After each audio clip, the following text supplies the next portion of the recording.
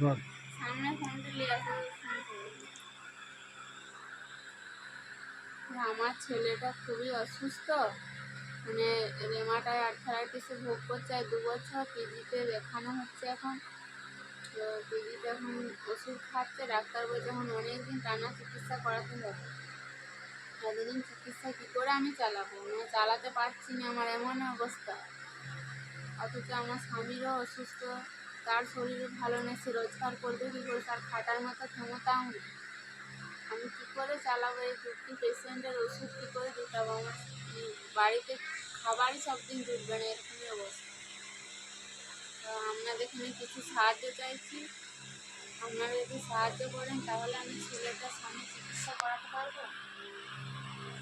এই হাতটা ফুলে গেছে, এই পায়ে অপারেশনও আছে।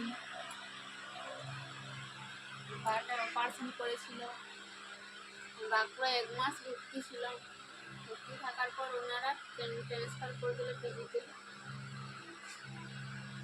আমি এখন চিকিৎসা করাতে পারছি না। এই ঘাড়টা একটু বাঁকা আছে, ঘাড়টা ফিজিওথেরাপি করানোর জন্য ডাক্তারবাবু লিখে দিয়েছে।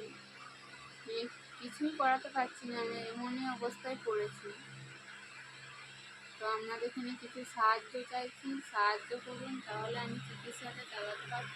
নাহলে চিকিৎসা না চালাতে পারলে আমার ছেলে আরও বেশি এবারে পঙ্গু হয়ে যাবে। আর হচ্ছে আমার স্বামী, এও অসুস্থ, ডিপ্রেশন ছিল, এখন আবার ফুসফুসে ঠান্ডা হয়ে গেছে।